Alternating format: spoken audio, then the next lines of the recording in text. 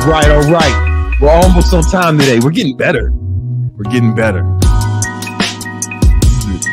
80th episode. The 80th episode of the Victory Talk podcast. I'm super excited. And we got a special guest. Let's start the show. Let's get into it.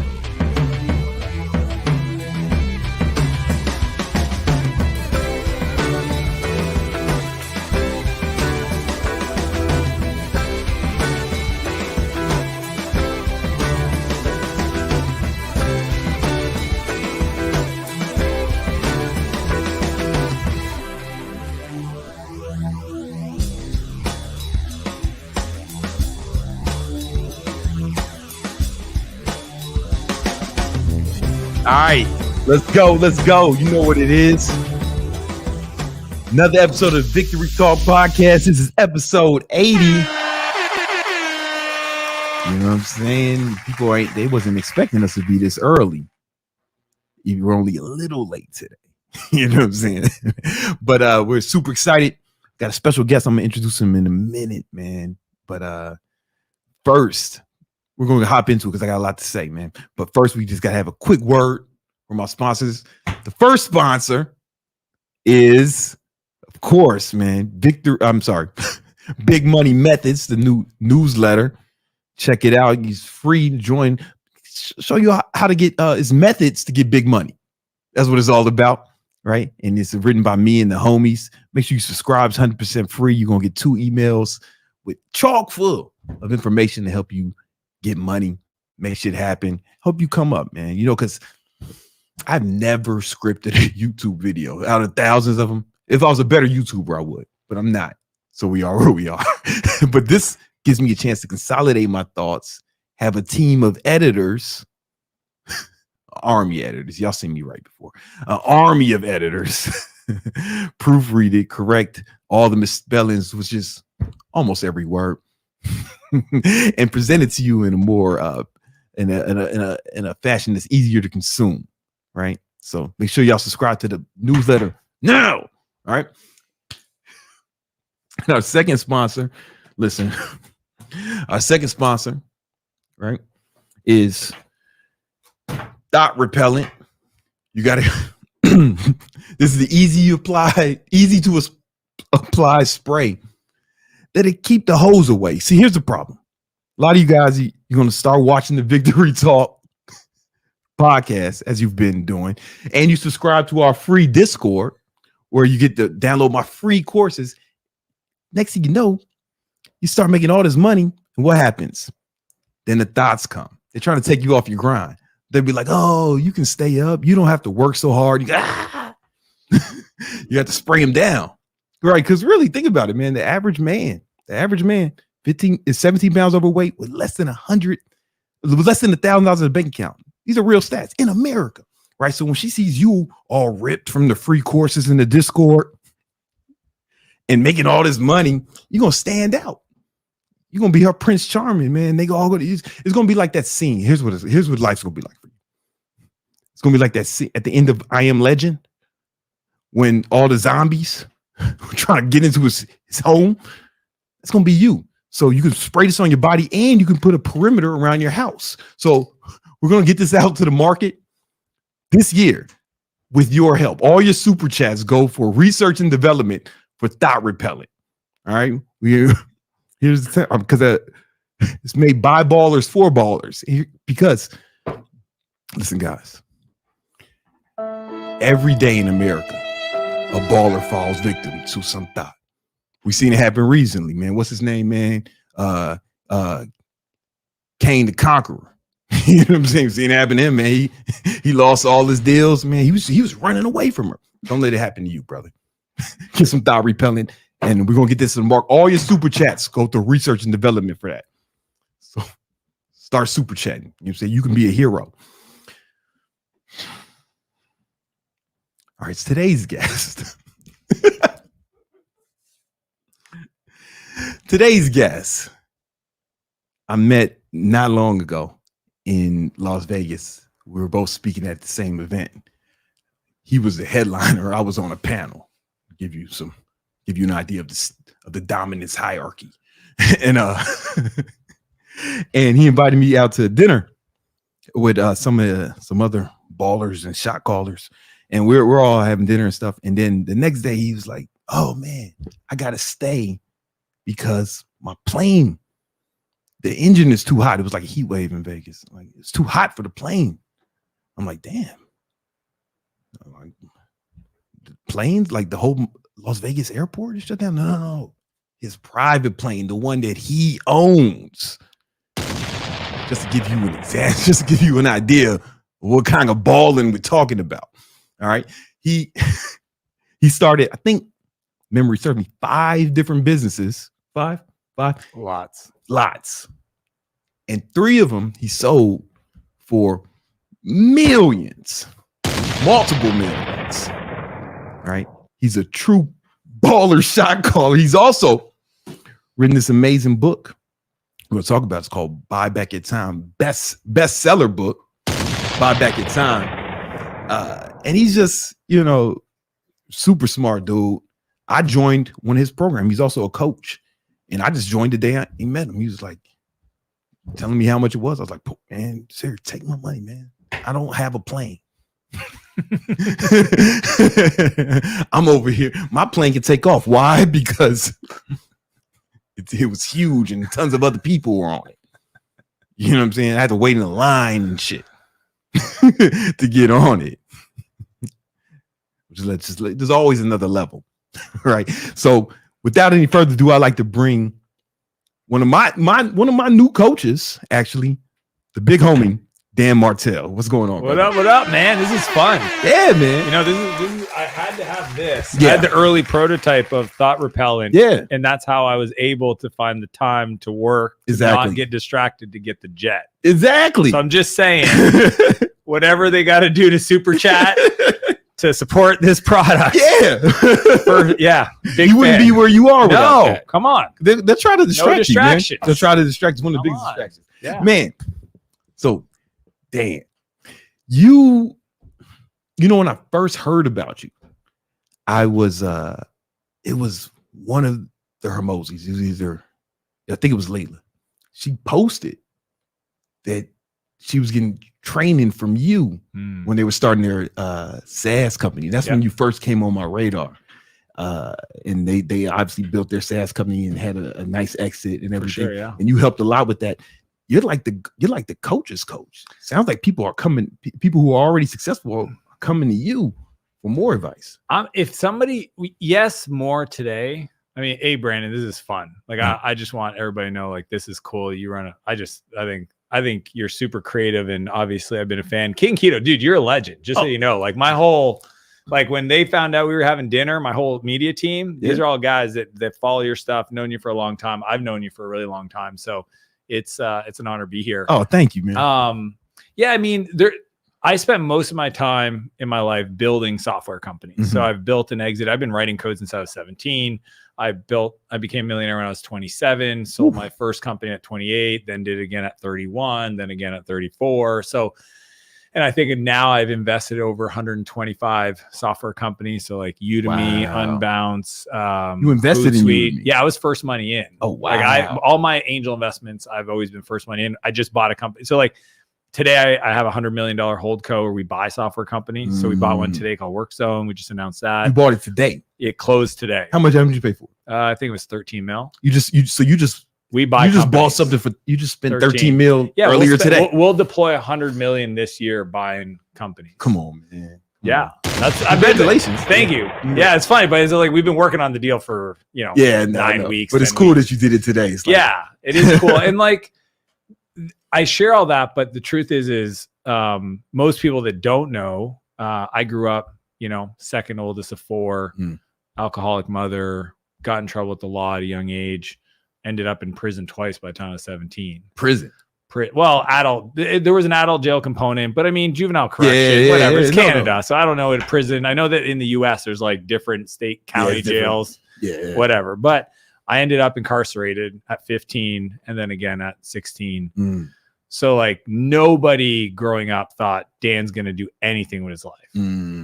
And I share that because I think a lot of people that are struggling, they're challenged. I didn't know the stat about men being, is it 17 or 12? 17 pounds 17 overweight. with less than $1,000. That's fascinating Yeah. and unfortunate.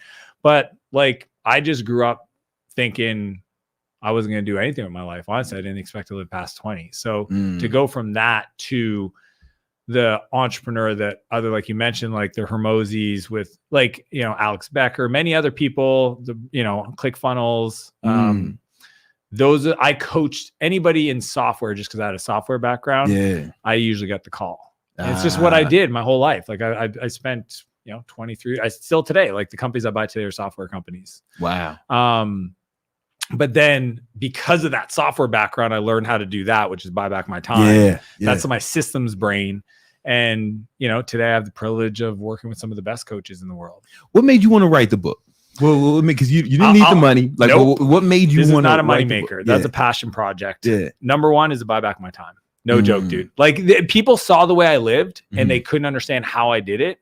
And I would take the time. I'd sit down and be like, here's how I set up my folder structure with my admin. Here's how I manage my teams. Here's what I call transformational leadership. This is the way I calculate my buyback rate. This is the way I do my time and energy audit.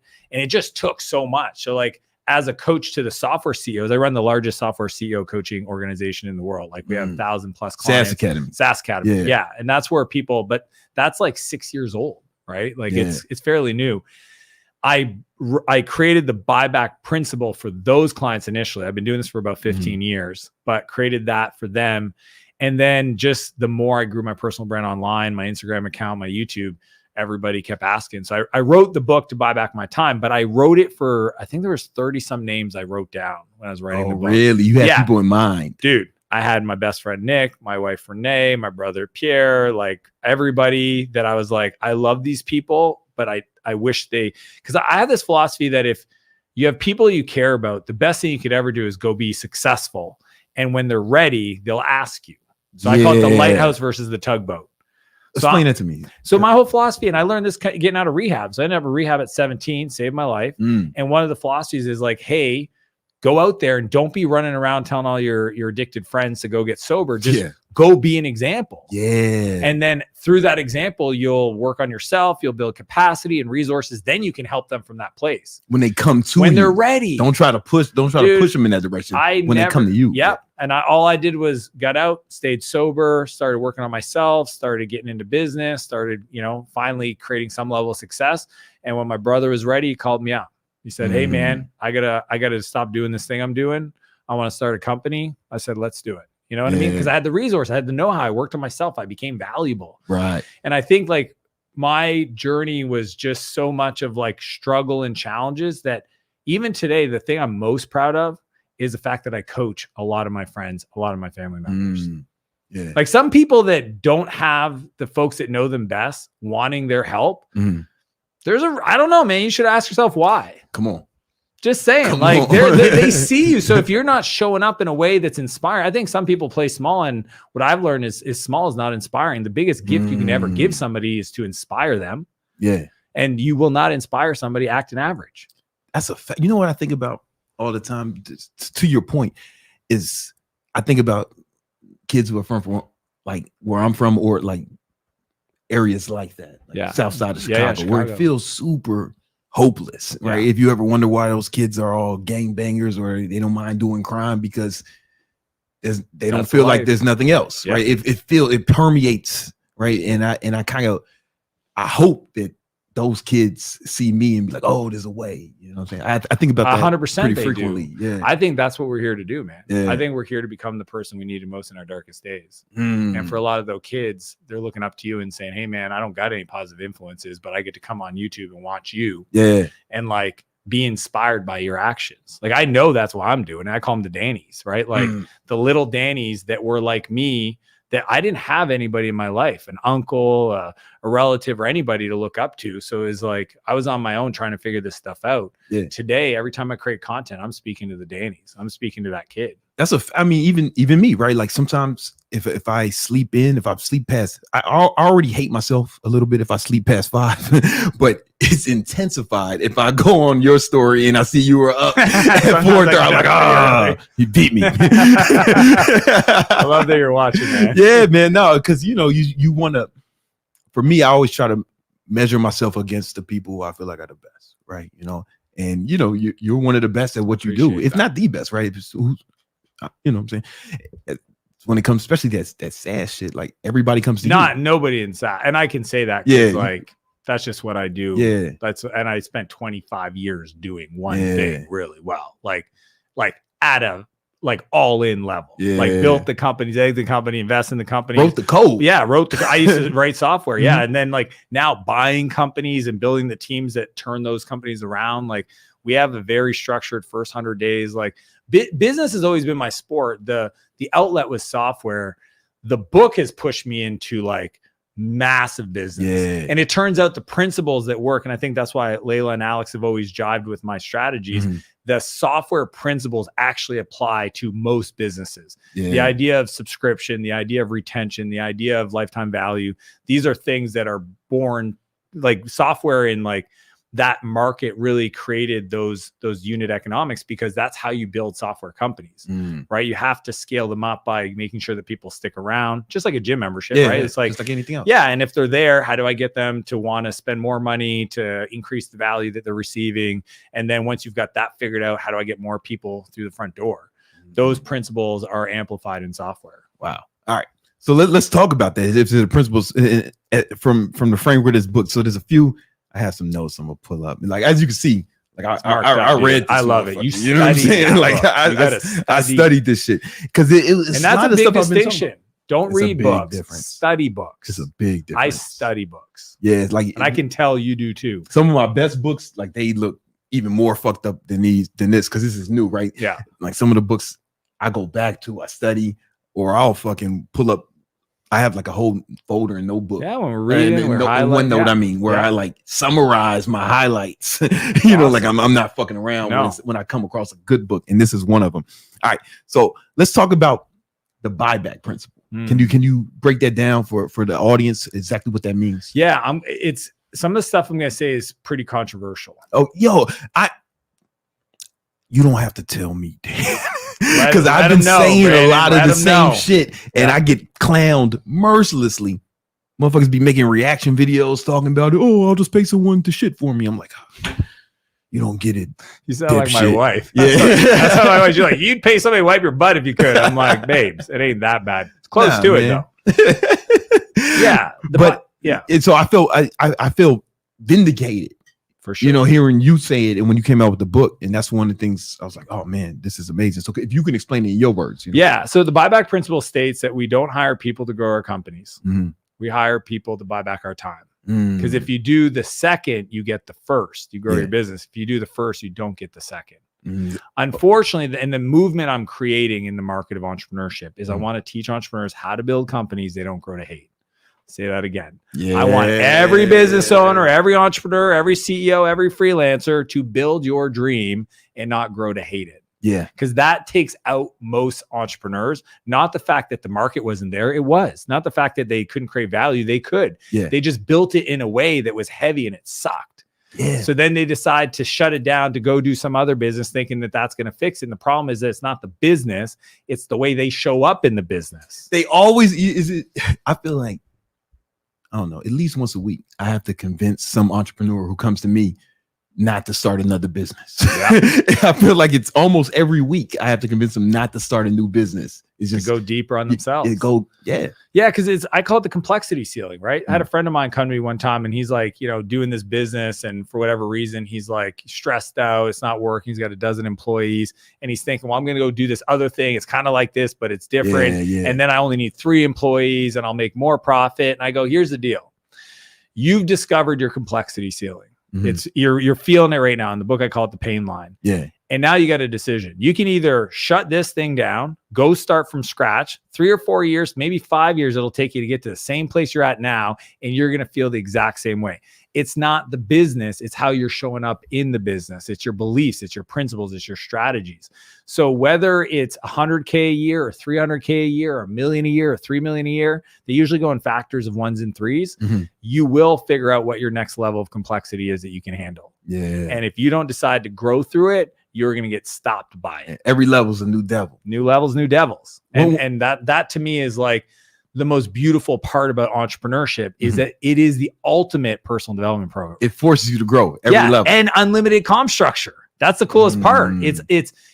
It's a forcing function for you to focus on where you're missing something. Yeah. And if you decide to focus on you, it has a unlimited upside. Okay. Yeah. There's no yeah. limit to how There's much no you can limit. make in entrepreneurship. In It's any business. anything. In any I know a motherfucker who just does roofing. Now I don't know what roofing really means. Because I never lived in a house that had a roof. I only lived in apartments. So I don't really know what it means. Presumably he's doing something with the Shingles. tops of homes. There's shingles, Yeah, I don't even know what that is, man. cider Like- shingles, But asphalt he's shingles. like, he makes like $100 million Yeah. with his roofing company. Yeah. Right. You can take the boring and shit. Dude, I coach a Man. 9-figure CEO and he does garage doors. Garage doors. Dude, you can do electrical, plumbing, restaurants. Like every model has an example to point to say Yeah. this is a $1 billion valuation company. Yeah. There's no like, even in fitness, there's Planet, For you know, sure. Anytime, whatever you want to call it.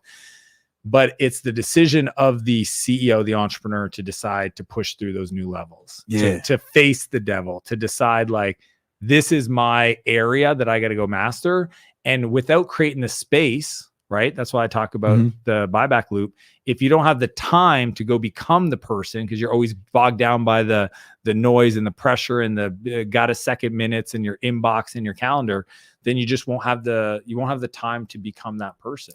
And if you don't buy back your time, you cap you then you do have the cap. You said there's now 100%. you put the cap on. Can I show you something? Yeah. So Hit me. I was hold on, I'm gonna bring this up. So this is something that I when I'm teaching my students, because I have a business, I teach people how to start their online fitness business. Heck yeah. Sometimes they have to go to the next level to hit that cap. And I always give this example, and this is a presentation that I give them. And I was at this place where I was doing everything by myself, and I was making about 100K a year, right? Look And at I that, broke it down by 100K, weeks. 300K. Yeah, the But numbers. I was working 80 hours a week, right? Mhm. So my hourly rate, $25 an hour, right? Yeah. But then if I'm gonna skip past this. You have two choices. You could work more, or I can pay someone, I can buy back my time. There we go. But that I couldn't just, I'm gonna skip some of this. So here was the idea. I hired a coach to coach the clients, which would allow me to spend more time on sales and marketing. The part I actually really like. I mean, I like coaching people, but sales and marketing is my shit. I've been doing that since before I was a trainer, right? And I'd be able to take on more clients. And I was like, okay, how much does the average personal trainer make? Boom. All right, we got that number, $1,000 a week, but they got to be in the gym fucking around and shit. And I knew there would be somebody who would be happy to do this at home. Yeah, you know what I'm saying. And so, boom, because they were able to do it full time. Yeah. Right. Well, I was training the clients part-time because I was doing the sales and marketing. So the client gets a better experience. They get a better experience, and you can take on more clients. Right. So we were able to 2x the amount of clients we had. Right. This is just in the beginning with one coach, gross income $4,000. Right. Because I spent all my time on sales and marketing and filled up his calendar. Boom. Yeah. And the coach costs $500. Right. This is a week. So net profit per week. Yeah, per week. Yeah. You know what I'm saying? And then my hourly rate went up. That's the most important part. That's key. Because that's the whole game. Raising your hourly rate. Yeah. I call it your buyback rate. Yeah. Tell me more about that. Let's talk about that. The buyback rate is essentially what amount of money should you be spending to buy back an hour? Yeah. And the way I calculate it is you take your income. If you're a freelancer and you make 100 grand, it's 100 grand. Right. And then you divide it by 2,000 hours a year is the average from somebody works. But then you want to only buy back for a quarter of that so that you're still making profit. See, a lot of people make the mistake of hiring their first person. If they have like a logo design shop and they're a freelancer, they hire another logo designer. Yeah. Right. And even in your case, you kind of did this with the coach. You hired somebody to do the thing you were doing. Yeah. If you look at the replacement ladder in the book, chapter 5. I know. I'm just trying to figure it out. You got there on your own. The tweak would be start with the administrative task. Yo, so Dan, let me tell you something. That was just for that presentation. In real life, it started before that. Because how do you work 80 hours a week? If you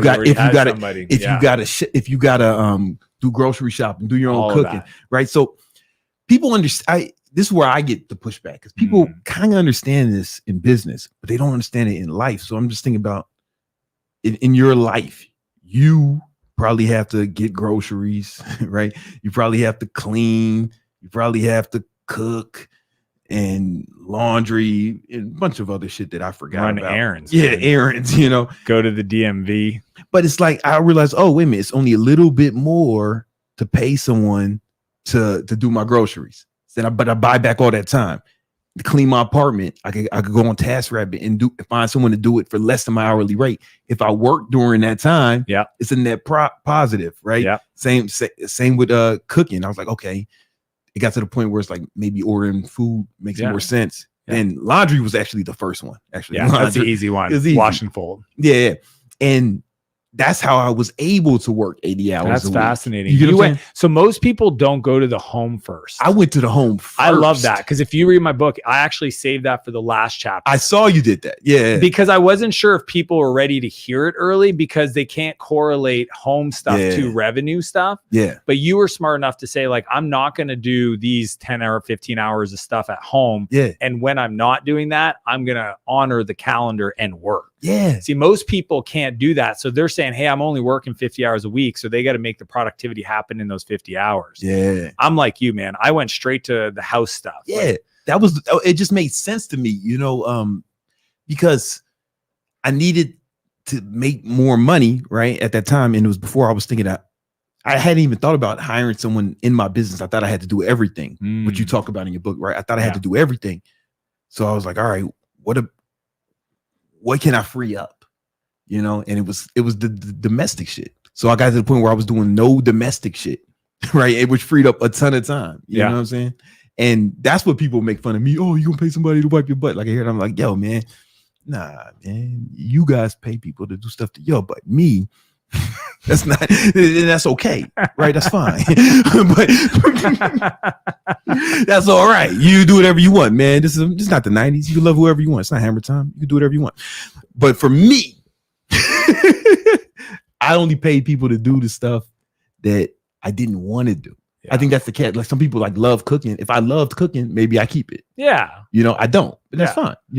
I just think like at the end of the day, there are things that you could easily, because it's also easily pay somebody. It's easy to say like, hey, I'm not a professional house cleaner. How about I hire somebody and they're probably going to clean better than I'm doing. And they do it better. What a crazy idea. They do it better. Yeah. Or a chef to do meal prep so that I don't have to do it and they understand the seasoning. Yeah. Yay. Like I think like that part there is fascinating for me, because I call it the house manager. Mm-hmm. So even all those roles, when we start, sometimes we start with part-time people, but when you can get it to be a full-time dedicated role and that person is part of your team. So my house manager reports to my executive assistant. Ooh. And she has a team now because our lives are, but she manages all my real estate, all my vehicles, all my, literally the executive assistant manages all that. She reports into my executive assistant. Oh, the house manager manages all your real estate. Betty's our house manager. She manages what we call Family Inc. So if you think of it as a company, it even has its own P&L. So Betty manages the P&L of our personal life. But that's what happens when you have real estate portfolio and a bunch of residential stuff. But she takes care of when does the passports expire, credit cards, like everything, running errands, paying bills, dealing with the lawn care people, dealing with snow removal, like everything. Yeah. So that my wife and I can just be there for our kids. And we live in an affluent neighborhood and other people don't have that in their home. And I'm what are you doing? What are you doing? And again, they're like, I don't mind doing it. It's like, cool, but you're not trying to increase the value in the world. A lot of people, especially my neighborhood, they're older. They're in what I call wealth preservation mode, right? Like they're not into wealth creation mode. Yeah. I will ever leave wealth creation mode. You know what I'm saying? You can hold me accountable to it. Yeah. It'd be the weirdest moment when it's like, and that's why I think a lot of people shouldn't take advice from millionaires. Most millionaires get to $1 million and then stop. It's like, ooh, they're like, all right, okay, let's save it. Let's not lose it. Let's protect it. It's like, what are you doing? Fuck that. Why'd you stop acting the way you used to act to make this in the first place? Yeah. Let's get back to creating. Because guess what? The skill is what we get to acquire, not the money. I will never stop. But to your point, because I seen what happens when you stop. So man. I grew up in Southside Chicago. It was like super rough neighborhood Hell and shit, yeah. and still is. And and I didn't see my dad a lot, even though he lived with us, because he was grinding, trying to build his business. And it took him a long time. It probably took him 15 years for him to really start making progress. And that's when I got sent to military school, because I got in a lot of trouble, similar to you. A little bit. You know what I'm saying? What a crazy idea. Nothing crazy, man. Just like, whatever, setting off skipping fireworks school, at school and shit. Skipping school, fights, shootouts, normal stuff. Normal stuff. Yeah, and kids do. And I got sent to military school, but man, towards the end, that's when it started to really pick up for him. Maybe sending me to military school is him buying back his time. I don't know. He was outsourcing. but it really started to pick up. And by the time I graduated, he was making $3 million a year in 1999, 2000. Yeah. So that's like 10 or it's about $8 or $10 million. Yeah. Adjusted for inflation. So he really came up. Yeah. But then he started indulging, because he was still like a street dude. Like he never went to high school. Yeah. Like he dropped out. He's a Chicago street dude, right? And so he started indulging in it, and then he started picking up vices. They took him down. He had lost it all by the time I was out of college. So I didn't even experience it. You know what I'm saying? Like I knew it happened from afar. Yeah. But I saw what happens when you take your foot off the gas. You saw the concept you hear often is that money just makes you more the person you are. Yeah. And that's why people are like, oh, money's the root of evil. It's like, no, evil's the root of all evil, ding dong. Yeah. Like it ain't the money. The money's an amplifier. It's like saying a fork is evil. Fork can kill you and it can also feed you. Exactly. And that quote is wrong. The Bible says that love of money is the root of all evil. There we go. But the Bible also says in Ecclesiastes 10:19, but the Bible, the good book, says, drink is made for laughter, food is made for merry, but money solves all things. That's in the Bible. That's in the Bible, bro. Ecclesiastes 10:19. Money solves all things. Money solves right. That's there. like that quote that says that if you have a problem that can be solved with money, you don't have a problem. Yeah, I don't think I think almost every problem is really a money problem in disguise, right? Because if you had enough money, almost everything is solvable. Right, like Magic Johnson would be dead if he wasn't a multimillionaire. He would have died in the 90s, like everyone else who caught that disease. But he can afford the best doctors, the best medicine. And now he's doing great. Yeah, you know what I'm saying? And that's why everybody should get rich. Yeah, man. Yeah, good people. Everybody should get rich. And this is the thing is like, the vices, I think this is the part that takes down a lot of people, vices, right? That's why 5 time assassins, like right in chapter 3, I start by talking about, look, you don't got to spend $1 to buy back your time. You just got to stop with these stupid behaviors. Okay. Yeah. And like the 5th one for me was the medicator. It's like, I used to drink, I used to do drugs, like those things. If I didn't work through them and I became who I am today, wow, would I have made a mess. Like a massive mess. Hold on. I think I hear it. Ain't my phone. Am I tripping? I'm tripping. It's all good. No, but and from my dad, it was gambling. Yeah. Oof. It was gambling, and it got him. It got him. For me, it was like women. Yeah. At one point, then like if I didn't really focus, that's why you've been R&D in the Thot repellent. Come on, man. Like this, it's the solution from your own pain. Yeah. Exactly. I'm doing this. I do it for me, and until that's developed, I just got a crazy Dominican girlfriend, which is the equivalent. And, but everyone has a vice. And the more you can eliminate those vices, the vices, I think they like set a ceiling on how high you can go. Dude, the vice. Here's what I know. We all know who we admire. Right. Like that's why I say we want to become the person that we needed most in our darkest days. Like I know what the best version of me, God created me in his image. And I don't know if I'll ever achieve that, but it's definitely a better version of me. Yeah. And there's never been a moment where I was indulging in a vice. Everything, even dude, food, sugar, gambling, video games, even social media, where if it became a negative impact to my life that I knew when I woke up the next day, I had regret. Yeah. That is a clear indication of where I can improve my life. Yeah. Like people are like, oh, what should I do to improve my life? Very simple. Do you have anything you did yesterday you're not proud of? Yeah. Whatever's on that list, don't do it today. Yeah. Like this is the ultimate, simplest betterment program in the world. Ask yourself, not proud of, what would you not feel like positive if you had to share with other people? Don't do that today. You know what's fucked up, man? Sinister about it. Like they have these regrets. They do these things they're not proud of, but it like stains your soul. Like it colors your personality a little bit, you know? Yeah.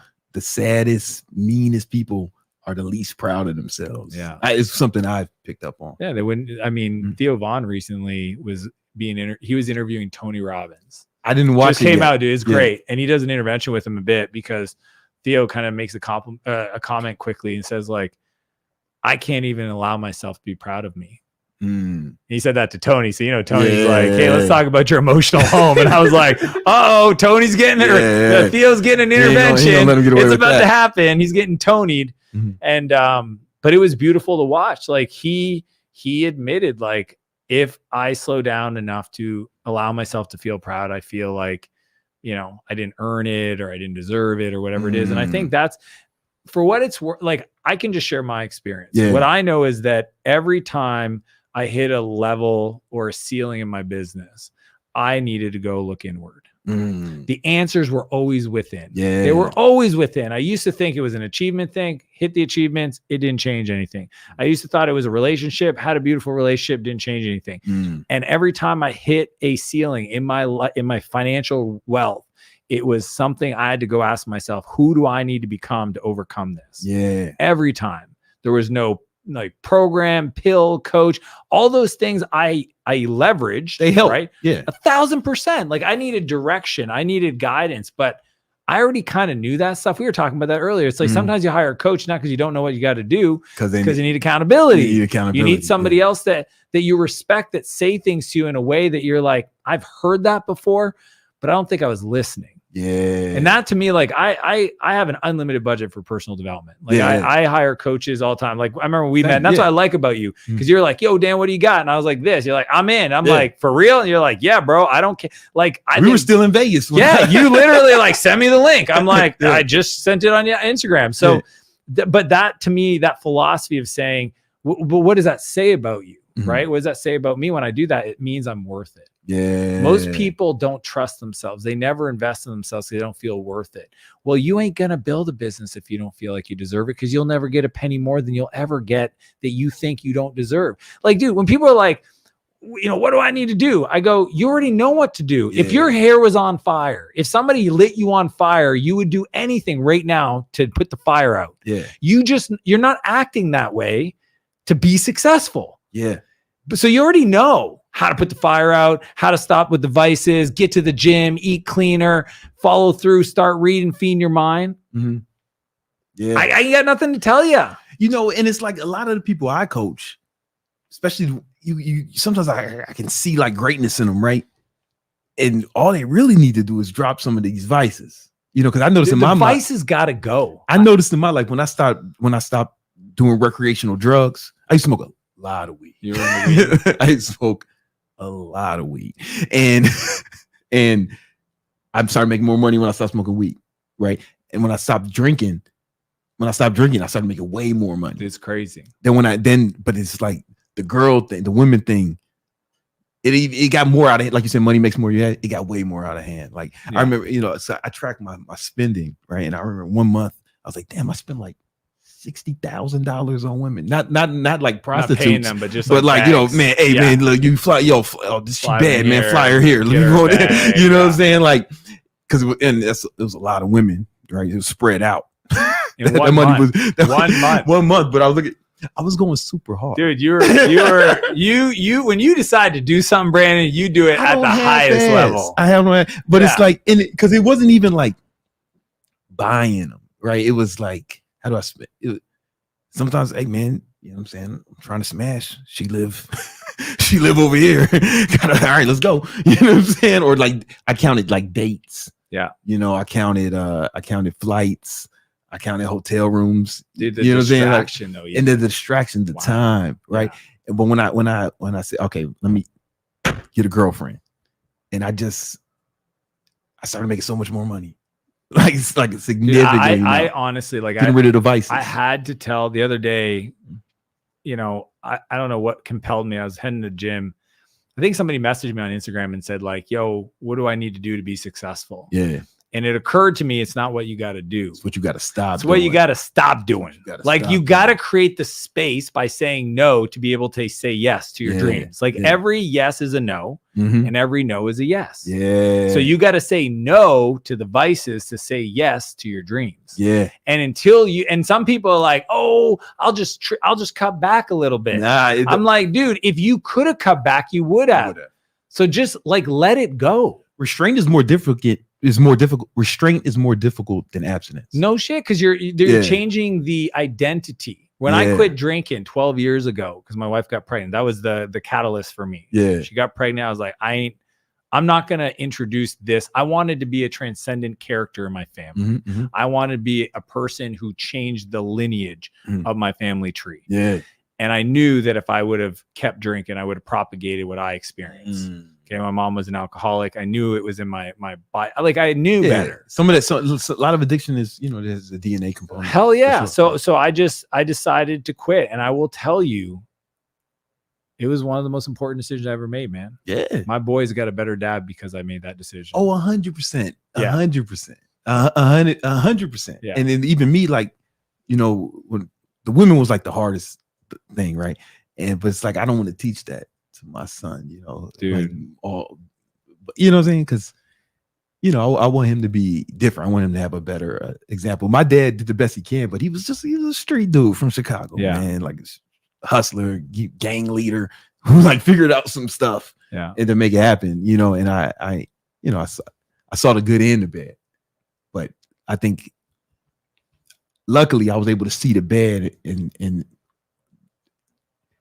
and use that as an example too. Oh, this is what happens when you take your foot off the gas. This is what happens when you indulge in vices, right? Because he killed himself when I was when I was like 24. And it was like just a real wake-up call, you know what I'm saying? And because I imagine having that amount of money and losing it all. Yeah, that's got to be worse than never having it. I think that might be worse than never having worse. I actually think about that when people tell us, like, I don't want to do this because I don't want to lose what I got. I'm like, but if you did and you lost it, you're at the same place, but it actually would be worse. It's worse. Yeah. It's like to have something and have it taken away from you now because you've experienced the contrast. You know what I'm saying? You've experienced the contrast. It's like, I mean, I'd imagine it's like, this might be an extreme example, but like if a family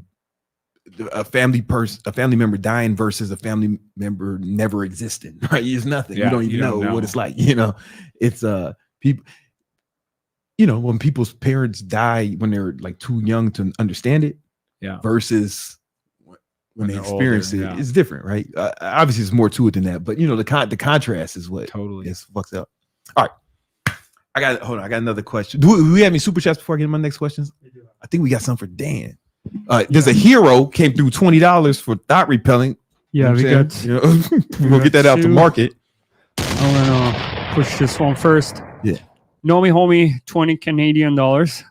Hey, Dan and Brandon, thanks for your time. I'm in SaaS and I've been in brick and mortar restaurants. Sometimes I reflect on how B2B SaaS is the best business model in the world. Would you agree? If so, why? So most people confuse what SaaS is, though, right? It's software as a service. So SaaS is not technically a business model other than a vehicle. Right. So a lot of people think SaaS is anything with membership or subscription, and it's not. It's software as a service. Yeah. The reoccurring membership business model is the best business model. Yeah. And I'll tell you why. I have a lot of clients. I love them, but some of them are lazy entrepreneurs, and they can be lazy entrepreneurs because of the business model. Because they get paid every month. Sometimes they can take their foot off the gas and they don't feel it right away. Whereas if I own a restaurant and I don't deliver that night, I'm going to find out very quickly through the reviews on my website, through staff leaving, through food issues, where like you earn the right to keep running your restaurant every night. Whereas with software, the software is written, people use it. As long as you don't have bugs, like they'll pay every month to keep using it. Yeah. and that's what makes it one of the best business models: membership, subscriptions, reoccurring revenue, because it allows you to stack and then grow based on your revenue. Right. Whereas other businesses that have a lot of working capital needs, where you have like raw materials and you create a finished product, the cash conversion cycles are backwards. Like for software, it takes a while initially. If you can't write the code, you got to pay other people. But once it get going, yeah, it's one of the best business models. That's why the multiples on software companies are so high. Insane. Because it creates what I call durable revenue, right? Durable revenue means that it's stable and it's predictable. And that's why when people are like, why would this company raise $100 million or get bought for $1 billion? It's because that the unit economics, you create an annuity. Like most software companies, if they didn't add any new customers that year, they would still grow. It's called expansion revenue. So imagine at the beginning of the year, if they're doing, $1 million, the best software companies, which are the ones I coach, by the end of the year, that million turns into 1.3, even if they don't add one new customer. Because they have what's called net negative retention. Essentially, the customers they have grow with the plans. You know how it is, man. They upgrade, they expand, right? There's different what they call value metrics that they pay for. It's the extra seats, it's the more storage, they go up the value ladder. So all of a sudden now you started at $50 a month, but you quickly moved to 230. Oh, I never thought about that. Yeah, that's what makes a software company really valuable is the expansion revenue. And once you get there, that golden ratio, it's beautiful. Because like essentially it's like an insurance. It's literally an annuity that will keep on paying. So that's what companies are paying so much money for. They're paying for the discounted cash flow that it will produce into the future. Got it. Oh, so the lifetime value keeps growing. Yes, because if you do it right. So most software products, when they start, they don't know how to set up their pricing, their packaging, and their what's called a value metric. Once you fix that, then as your customers need to go and add this add-on, like we all know it in Slack and Dropbox and all these tools we use. We started on the free plan and all of a sudden I'm a couple $100. I'm $1,000. HubSpot, I'm 20 grand a year. It's like, what just happened? They understood where the customer were going to need these extra stuff. And it's like all of a sudden you went from 1,000 contacts are free, but now you broke the 3,000 barriers. So now you're paying $100 extra a month. I mean, Zoom, same thing. Zoom is great for this. I was just thinking Zoom because I got they got an email. Do I want to get on a call? Oh, the account manager email. Dude, that is not an account review. That is a sales call. I know exactly. It's a beautifully worded email. Yeah, I got those. I love them. And there's and it's funny, man. You said recurring revenue because that's what I teach my students. Online trainers. Like, no, we're not selling packages, and we're not selling one-off transactions. We're not selling programs. It's like, no, you're doing online coaching for X amount of month, indefinite. Yeah, and that's what I love about the business model. It's pure in the sense that every month you do have to prove to the customers that what they paid is worth way more. And if you do that, they stay, and if you don't, they leave. That means you got to really coach them. Right? So the onus is on you to really coach them if you want that lifetime value to be up. 100%. For sure. That's a great business model. That was a great comment. Good question, man. What is there another one? Yes, we got more. So let's shoot out this one. Oh, wow. Okay. Galant Philip says, Dan, how can I leverage my IT audit and consulting experience to pivot into SaaS sales? I love it. So they were with PricewaterhouseCoopers, PwC. I mean, at the end of the day, SaaS sales, I'm going to give this guy the gold. No, please, man, because somebody else asked about SaaS sales. I've never shared this before. I'm literally going to tell him how he's going to dominate. Let's go. So first off, any software sales, you got to start with what's called an SDR, sales development rep. It's the opening role, right? It's the person that's calling the web leads, it's qualifying, it's scheduling calls for the account exec, the person that's actually going to sell. But you start there to learn about the product, learn about the customer, and then eventually you get trained. All great software companies get trained to eventually become a closer, right? Like setters and closers in the coaching space, SDRs and account execs. Now, who should he go work for? Here's the trick. Go on the Inc. 500 fastest growing companies, go to the category of software. Why? Because their products are so good, their company's growing. So if you're a mediocre salesperson, you will crush it because the product has product market fit and it sells itself. But he's got to start off at the bottom of that total. Yes, but he's going to move quickly, right? because the software sells itself and they're generating so many leads, or they wouldn't be on the Inc. 500 list.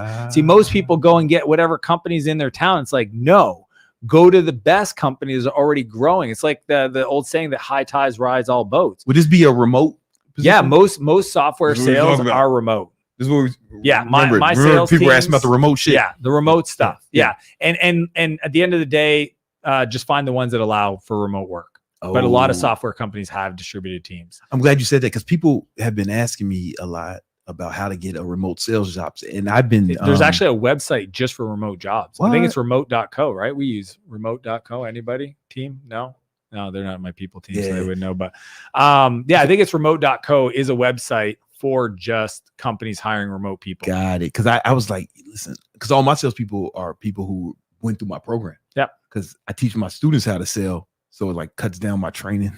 Totally. You get paid to teach them. And they then they paid to learn. Yeah. And then most of them, they decide, because unless they're buying back their time, right? Every time you make a sale in online training, you kind of give yourself a job. You know what I'm saying? Yes, but I will tell you one of my I'll come back to it. I won't forget. No, it's cool. But sometimes they think about, I really like the sales now that I've been exposed to it. They develop a love for it, so they rather just do sales for me. But they still have their businesses. They still do it. Totally. They, it's like ain't no such thing as extra money, I guess, right? But they still but they wanted to sell for us, and the hourly rate like kind of goes like super high. Totally.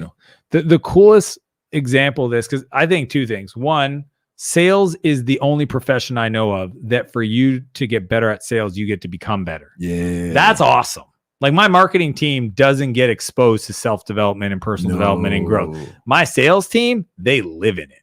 Yeah. You cannot sell if you don't understand certainty and conviction and your personal habits. Like my best salespeople, they are disciplined. They have a process for how they wake up. They have a process how they finish the day. They have a process how they get ramped before a call. They are trained on positive habits. Bro, can I show you something? Hold on. I didn't think about this, right? But let me see if I can find this. Hold on, real quick.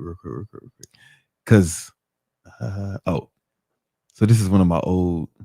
Yeah, this is the old stat sheet. So hold on, let me.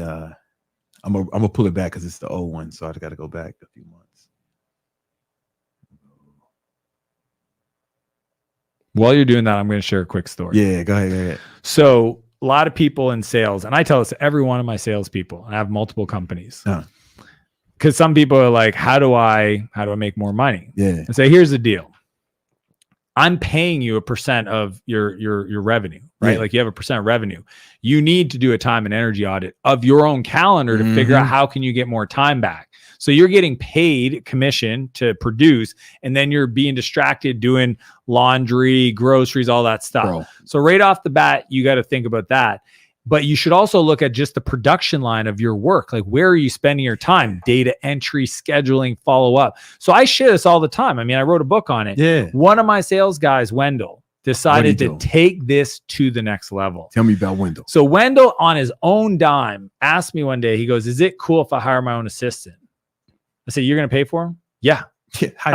Yeah, dude. So he hires Natasha and he trains Natasha. He gives internal playbooks. We already had him. Trains her on how to do all the follow-up, all the data entry, all the prospecting. Dude made almost $500,000 a year. Wow. While everybody else was at like 180. What did he make the year before that? Oh, like he was making like 150, like 200. But this is the thing is he bought back his time. He bought back his time and doubled, tripled his productivity. And the crazy part is he told everybody how he was doing it. Yeah. And nobody else ever decided to do it. That's fucked up to the other ones. They didn't value themselves. Dude, think about it. They didn't value. Nobody else said, I trust myself to buy back the time to make, because you do have to take $1 and invest and say like, I'm going to buy back the time and I am hoping I'm gonna do what I'm supposed to do during that time. It's not to play World of There's no Minecraft. guarantee. It ain't like a quick trade. Yeah, exactly. Yeah, we're not gonna go Netflix and chill. Like, no. You gotta invest. We're going to trade it for a higher leverage task. And that's what always fascinated me by some people that just didn't understand it. But I realized it was a self-value thing. They just didn't value their time enough. He made $500,000. Yeah. And this is the coolest part. He got Natasha to start doing real estate deals for him on the side. Come on. Dude, he got so busy. He was like, hey, I can only sell on Monday to Wednesday because he was crushing it in his real estate. Yeah. And I was like, dude, I'm impressed. Yeah. Have you thought about just getting assistance for your closers? Because I thought about that. We have a pod structure now. So we do have we separate the functions. Yeah. But even one of my closers has an assistant, but they pay it for themselves. Yeah. Yeah. I've thought about just doing it for them. That's fascinating because I was actually talking to my sales manager about that today after rereading your book. I was like, bro, there's a few tasks. I think you want to do it in the pod structure, and the reason why is that then you can train them. See, the challenge, luckily Wendell could train that person to do it right. Yeah. But if they're outside the company, then so I do think we just separate it to SDRs and AEs, and then we create a pod, and sometimes we'll have 2 SDR sales development reps per one salesperson. That's a lot, right? Depending, because if they're qualifying and chatting and opening and responding, we need but the pod owns the revenue quota. So it's cool. And then we let the SDRs decide which team they want to be on. You think it's better to do that in-house as opposed to out-house? Because then you can control, you can make the salesperson responsible for the other person, and then you can train that person as well. Whereas if it's external and they're touching your internal systems and your customer leads, it's just too variable for me. Yeah, that makes a lot of sense. Yeah. Oh, but when you said it forces you to being in sales forces you to grow as a person, 100%. Right. So we track that shit. So all my sales guys have either an Oura ring or a Whoop, right? All of them, and we track the sleep. We track if you can show us if we're doing meditation. I do this thing where I have them track their mood. You know what I'm saying? If they're hitting the macros, taking the supplements, workout, and these are all non-negotiables. Your sales people have to do. Yeah. And if it gets lower, I'm the only person I've ever seen do this. Yeah. But also, this is calls taken. This is all right. New standard. Yeah. Look at that. Yeah. That's not normal. You know what I'm saying? 60% close rate on calls on there. Who's doing that? That's the team. That's the average of the team. Wow. Nice work. You know what I'm saying? But it's this part. Because sales is a fucking. I don't know, man. When I see 60%, I'm thinking you put your prices up. That's just me. That's just me. This is the old one. Yeah. we definitely whoever bought then got a deal. You know what I'm saying? But it's this part because I've done sales my whole life. My dad did sales too. And he only thing he did in his business was sell. So he outsourced. He hired people to do everything else, right? And he was the only one who did sales, and it was him putting up on him. But I would be in the office with him. He was like my best friend. So when I came home from school or college, I would hang out with him. Would he tell you about his day? No, but would you ever hear him sell? Yeah. I think I learned business listening to my dad on the car phone. He had an old school, it was wired to the car. It was only my dad and drug dealers who had the car phone. and he had I would hear it, and he would put it on the speakerphone. Yeah. The speaker. While he's driving. And then you just hear the negotiation. And then my dad would he'd hang up and he'd be like, I'll tell you what I just did, to an 11-year-old. Oh, see, he wouldn't explain it to me. I just heard it. There was one time he explained it. He was trying to train a salesperson, but he was yelling at him for something he was doing wrong. And this is the only conversation I remember. He said, man, see, people think you got to talk people into buying stuff. That's not what you do. You ask questions and then fit your product to it, right? Mm-hmm. And that stuck with me since I was that part stuck with me. And then I just noticed it kind of flew in convention to a lot of the other sales stuff I would hear where they slick talking and almost like pressuring them, fucking bullying them into buying. Where my dad wasn't like that. He would just ask questions and they would make come it to him. Obvious. And you only get pushback if you're pushy. Right. If you're not pushy, you don't get pushed back. You know what I'm saying? And that stuck with me. That's how the only other person I seen teach selling like that was he's gonna be on the pod tomorrow. He's gonna be not the pod. We're doing a video on him tomorrow. Huh? the fucking why can't I remember his name? It escapes me. Jeremy Minor. He's the only person I know who teaches like that. Yeah, he's great. And when I went through his program, it was kind of like when I read this book, I was like, oh, I felt vindicated. This is the same shit I've been saying, and the same thing in his program too. Oh yeah. So anyway, I digress. NEPQ. Yeah, I really like Jeremy. Yeah, no, he's good. I think he's the best. When it comes to teaching sales, there's no one else I would recommend. You know what I'm saying? No, I recommended him today. Yeah. He's the guy. Okay, I have another question. Hold on, I gotta bring up. Oh yeah, the drip matrix. Yeah. So explain the drip matrix, and then I'm gonna draw it out for these guys. Well, now I'm gonna say the drip matrix came to me because I realized that time isn't equal. So let me explain this. Yeah. Art class for me, the bell rings, and before I know it, the bell rings, the class was done. Mm-hmm. I loved art class. Math class, it's like time stood still. Like I could hear the ticking of the time on that clock.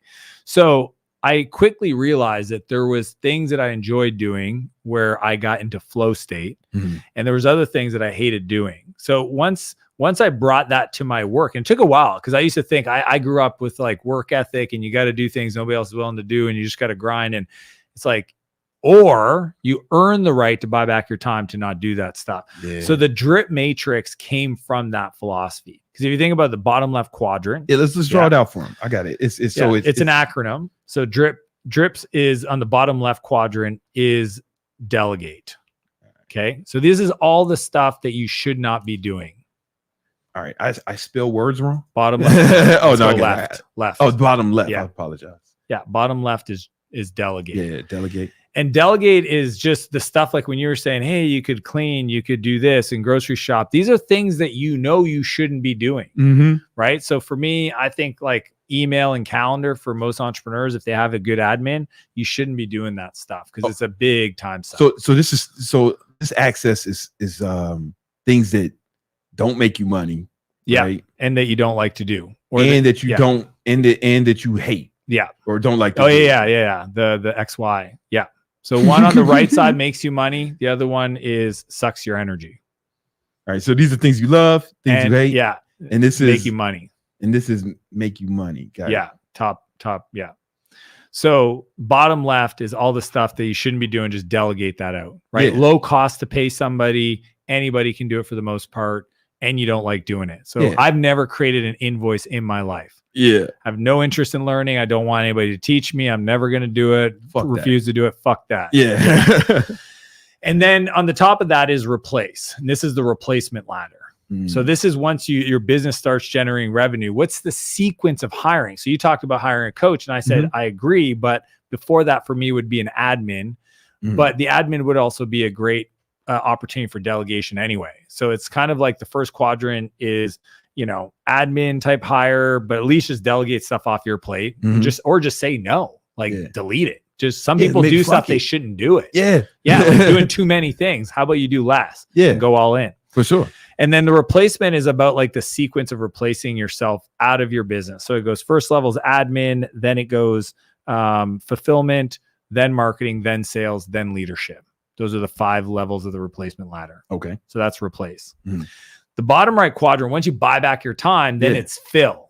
Okay. So fill is right here. Yes. So it doesn't make you a lot of money, but it lights you up. So fill is developing yourself. Right. It's investing in your relationship, investing in your health, investing in your knowledge, your skills development. Right. Once I replace my time, I want to go invest. That's the fill part. So I can become more valuable. Invest. Yes. But it doesn't initially make me more money. Right. It's like investing. It could just be investing in yourself. Yeah. It's coaching. It's reading. It's going to the gym. It's working on your energy. It's going to see a therapist to work through your trauma so you don't have emotional responses to things that you shouldn't, work on the vices. But that's what fill is. And then the top level is produce. And that's why it's the drip matrix. Delegate, replace, invest, produce. And produce is finding a place where you get into flow state and the work you're doing lights you up and makes you a ton of money. So if you think of like Walt Disney, his magic was creating these worlds. right? Creating Mickey Mouse, creating brands. Steve Jobs, he created the innovation around the technology we use today. Was he the guy writing the code? No. He would go into the design studio with Johnny Ives and talk about, hey, what's the form factor going to look like? It's the real estate investor, instead of like knocking down the wall to do value add in a construction project, he's looking at the next deal. This is the stuff that makes you money and you enjoy. And you enjoy, dude. Because it's stuff that makes you money that you don't enjoy. And you're saying that's a replace. So you want to look at your business and or life. Yes. Always be replacing your time with things that light you up, that make you more money. Now you got to earn that through your buyback rate. So if you're not making any profit, it's because you're not charging enough. So you got to go learn the skill to position yourself better, to charge more, to make profit. Yeah. Some people run the buyback rate calculation and they're just like, I ain't got no money. It's $3. Yeah. Who can I hire for $3? It's like, you don't make any money. So you got to go, you got to grind. You got to figure it out. You got to get more money. The first step is make more money. Yeah. Be more profitable. That's what I did. I'm before I even started my business, it was like right after my father killed himself. It was like, oh, I got all these new expenses now. I'm like the man of the family. Yeah. So I just started working a bunch of jobs. I was just working 48, I'm working like 80 hours a week. But as soon as I started doing that, I started buying back my personal time so I could work jobs more. Yeah. You know what I'm saying? And then I just also took that into business when I started. Yeah. Sometimes you just got to work more, get more money some kind of way. But then you got to invest in the skills. Yeah. Here's the thing. Like, there's two types of labor, okay, or things that people pay for. They pay to get things done, physical things, move stuff, left side of the building, right side of the building, make walls, make things. That's labor with their hands. The other one is creative labor. Yeah. It's with their mind. Yeah. Yeah. And the highest paid people. I say this all the time. Now Dan's saying it. I say there's two ways to make money: with your muscles or with your mind. Muscles and mind. I'm gonna steal that. Go for it. Give it to Brandon. I was muscle thinking and mind. You said it more articulate than I did, but now that I like this. But listen, man, you're in charge. Like, the muscle and the mind. You're my coach. But I think about it, like, everybody should understand, like, if you got to start with the muscle, that's where you start. You got to start. But don't realize it's a journey. Go back to replace, go to fill, so that you can invest in the skills and become more valuable. The highest paid people in the world have developed the skills to get paid for their thinking. Yeah. The bigger problem you can solve for other people, the more money you'll make. Yeah. Okay. So when you're a hedge fund manager and you're getting paid $1 billion a year, it's because you made people $100 billion. Yeah. That is a hard problem to solve. Exactly. If you can figure out how to do that, you can make $1 billion. Come on, man. So it's really just a correlation of how big of a problem can you solve in the world? How valuable have you become? And some people are like, it's not fair. No, it's 100% fair. Yeah. Any person can decide, instead of going to the vices, sleeping doing nothing, hanging out with friends, barbecuing, whatever they're doing, they can go pick up a book. Yeah. And they can go feed their brain, and they can go learn new skills. And those skills can be valued in the market, because you can now go to a small business and say, I'm going to help you with marketing because I learned how to market. Exactly. And that is the beginning of the path to get paid for your mind, not your muscle. Yeah, you got to develop that mind. You got to develop that mind. So that's where this would be. The field would be developing skills. And also investing in relationships. I was just about. That's where I was. That's going in there. Yeah. I tell people, no. The reason I don't cook or clean or fucking wash my own windows is because I want to spend all my time either making money or spending time with my friends and family. Yeah. And that's it. Those are only two things I really want to do. And those both require Brandon. Yeah. Crazy. Yeah. And there's other people who can wash my clothes better than me. They'll fold them. I never folded. Listen, I may have never folded a piece of underwear, but when my housekeeper does it, it's like perfect. I'm like, oh shit. All right. And it's in the drawer. I'd have threw that shit in there. Yeah. You just be like, it's moist. Dry. Maybe not dry. I just threw it in there. She's separating the darks and the colors. Like, I'd have never thought. But here's the cool part about that, the drip matrix. Yeah. Is that if you get great at this, and this is your next level, Brandon. I want to kind of give you a glimpse. Okay. Yeah. Then even in the produce, you're still doing things that you shouldn't be doing.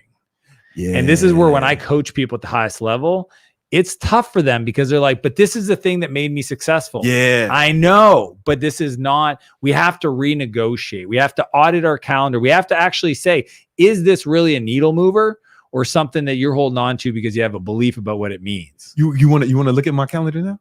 I mean, we can just talk about it. Okay, because I got it up right there, man. We show if you see anything can just, on there. I can just ask you some simple questions. Okay. Like, what are things you still do you know you shouldn't be doing? I'm really trying to think. Okay, well, let me ask you this question. What do you think your hour's worth?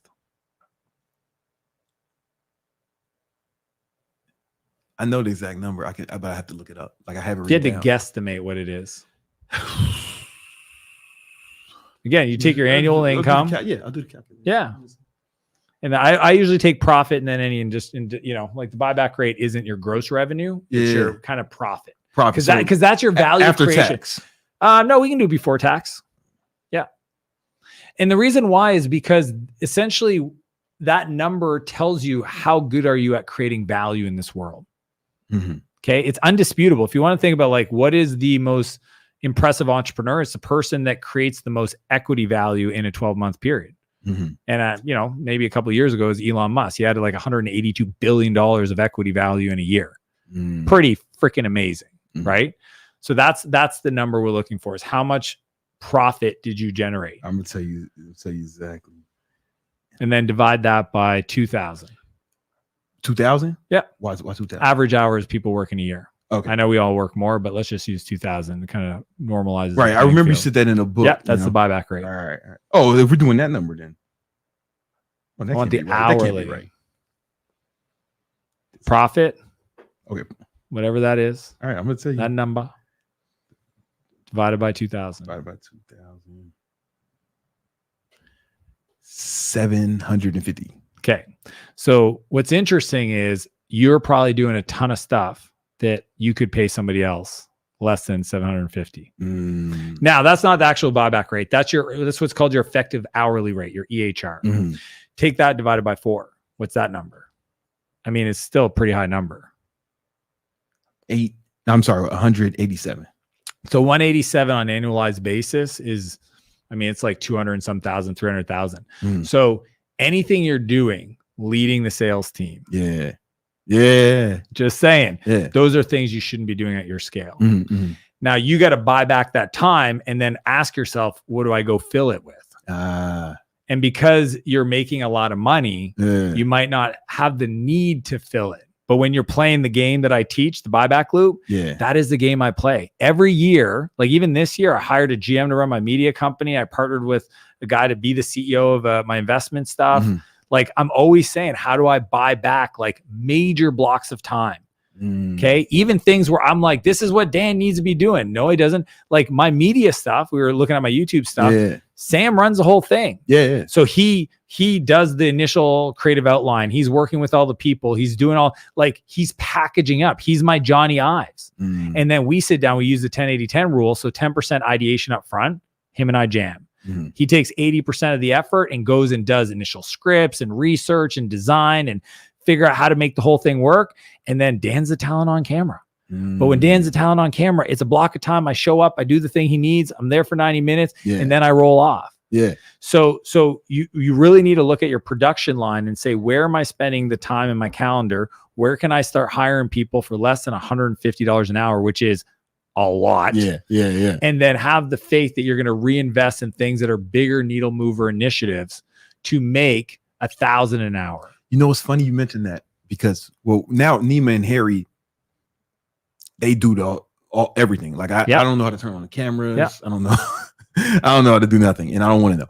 And they post everything on YouTube.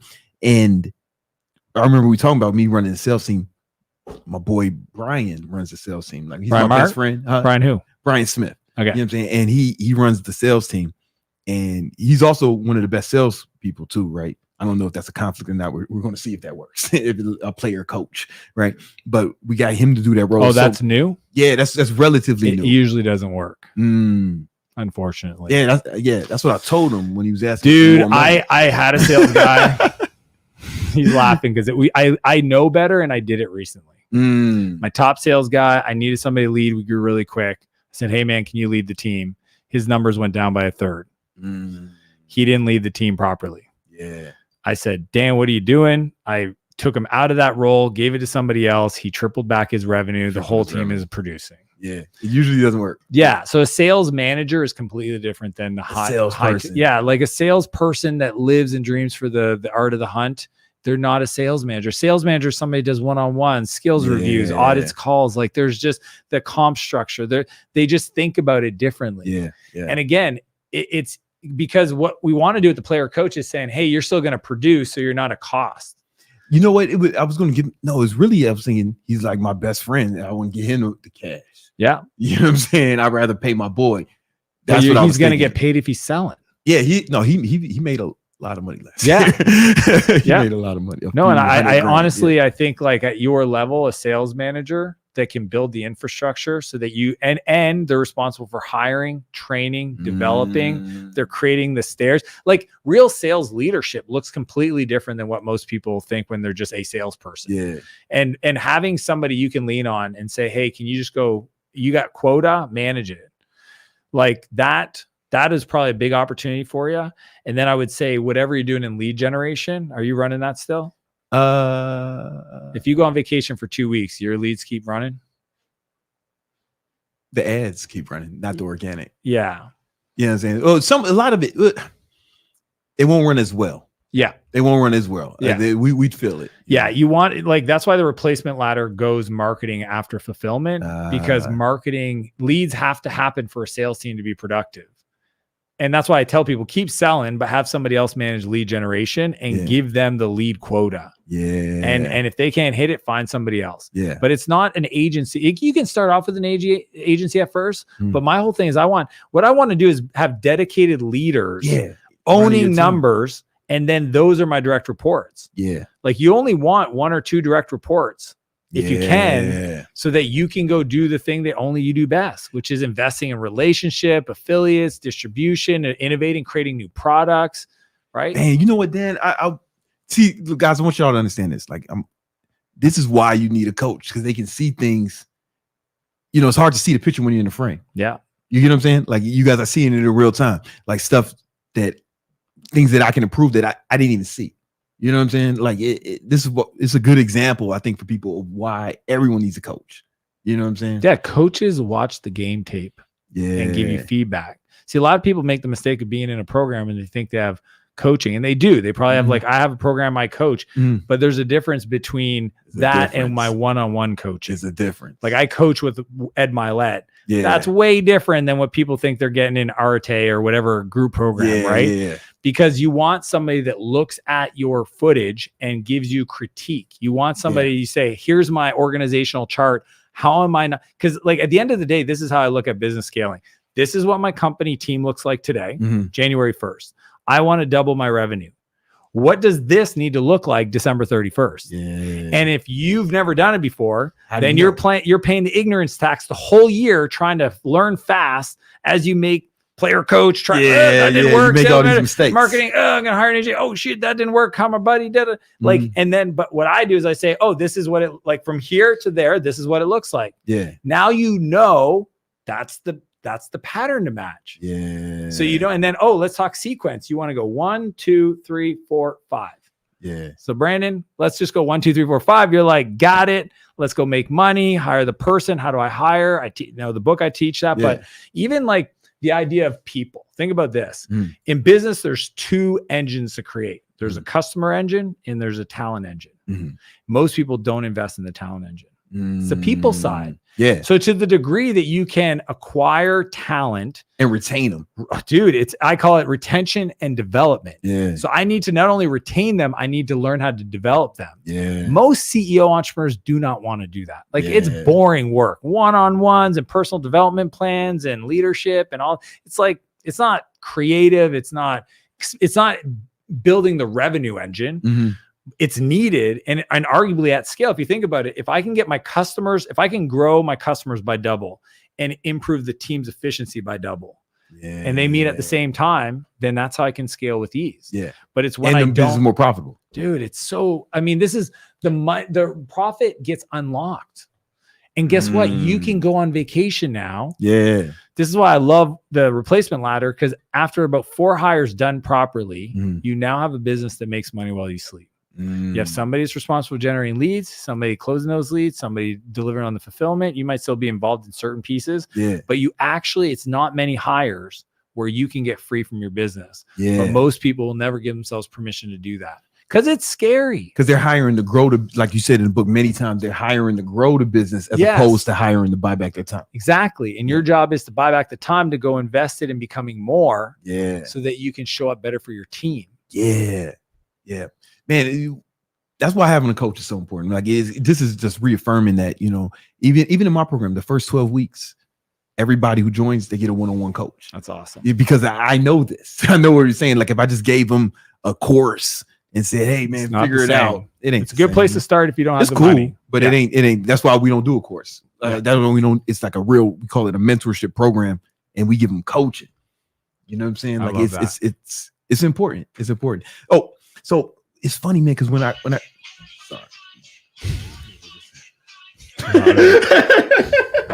Anyway, it's I was thinking before this conversation, I was thinking, hey, Dan, I pretty much maxed out this level, you know, I don't really do much. Then I'm thinking, oh yeah, I do. Okay, maybe I need to work on it more. I was thinking, because what I was worried about, where I thought I was spending a little bit too much time here. If that's now, let's just say I feel that, is that a thing? You have to produce. Yeah.